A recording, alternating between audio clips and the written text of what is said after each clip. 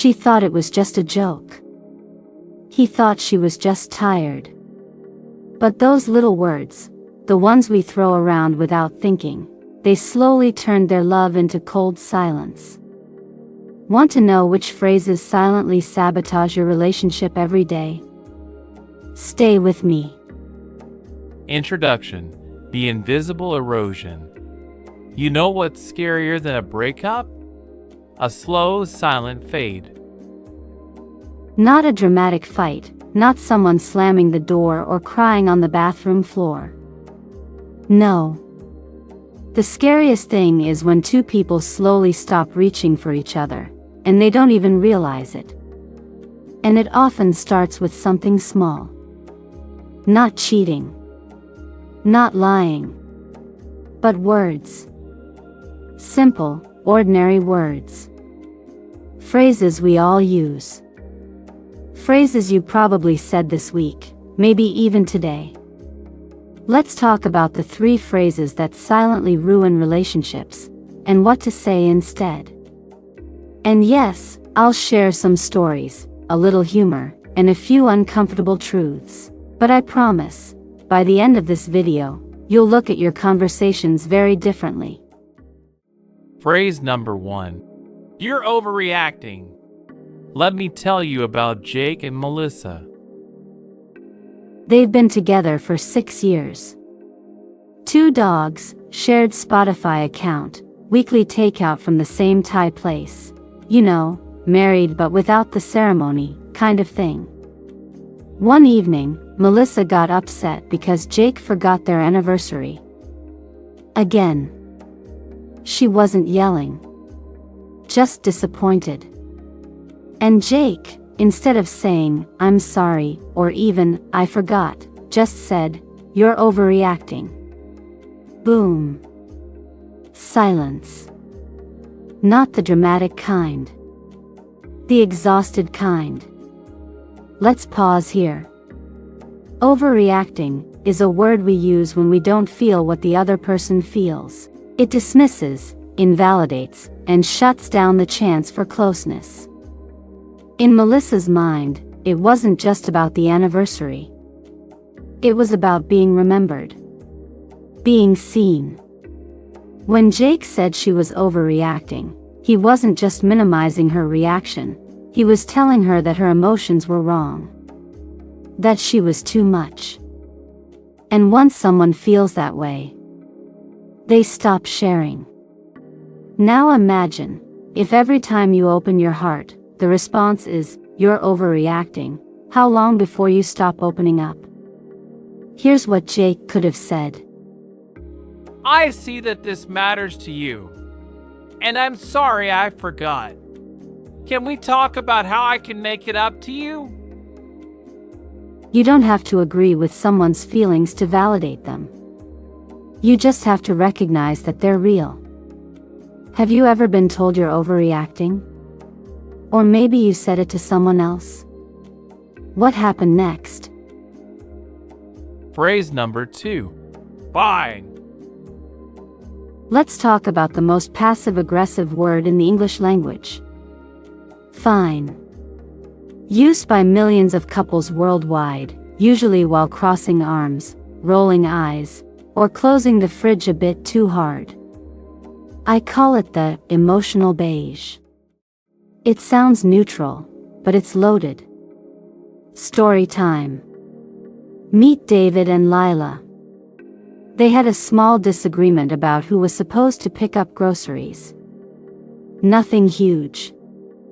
But instead of talking about it, Lila said, "Whatever. It's fine." David, hearing that, shrugged and went back to watching Netflix. Crisis averted? Nope. Crisis postponed.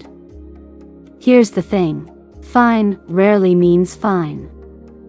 It means, I'm annoyed, but I don't want to talk about it. It means, you should know why I'm upset. It means, I'm testing if you care enough to ask. And that, friends, is dangerous. Because relationships don't break from big arguments, they break from unspoken resentment. Lila wanted David to notice, to care. But instead, she shut down. And David thought she genuinely was fine. That's how emotional gaps form. Not from fights, but from silence. Here's what Lila could have said: "I'm a bit upset, but I don't feel like talking right now. Can we talk later?" Boom. Honesty plus boundaries. Respectful. Clear. Not beige. What does fine mean when you say it? Be honest. Phrase number 3. You always, you never. Now, this one's tricky. Because it feels true when we say it. You always leave your socks everywhere. You never listen to me. You always forget what I said. But those words, always and never, are emotionally loaded grenades. Oops. I mean, emotional wrecking balls. They generalize. They exaggerate. And they trigger defensiveness. Let's talk about Kevin and Nora. Nora felt like Kevin wasn't emotionally available. She tried to talk about her feelings, and Kevin would retreat, headphones in, phone out, game on. One night, she said, "You never care about what I'm feeling. You always disappear when I need you." Kevin. Boom. Shut down. He wasn't thinking, "How can I fix this?" He was thinking, "That's not true. I was there last week when you had that panic attack. What about that? See what happened?" Nora was hurting. But instead of expressing that hurt, she made it sound like an attack. You always and you never sound like accusations. And when people feel attacked, they don't lean in, they defend. Try this instead: "When I open up and you walk away, I feel like my emotions don't matter." And that hurts. That's vulnerable. That invites conversation, not conflict. It's not about being right, it's about being real. What's one, always, or never you've used that maybe wasn't totally fair? Confession time. What happens when you stop saying these phrases? Let me paint you a picture. Imagine a relationship where both people feel safe to express themselves. Where "you're overreacting" becomes "help me understand." Where "fine" becomes "I need space, but I care." Where "you always" becomes "this pattern hurts me, can we change it?" Doesn't mean there are no fights. It means fights don't turn into scars. It means honesty without cruelty. It means love with language that builds, not breaks. And yes, it takes practice.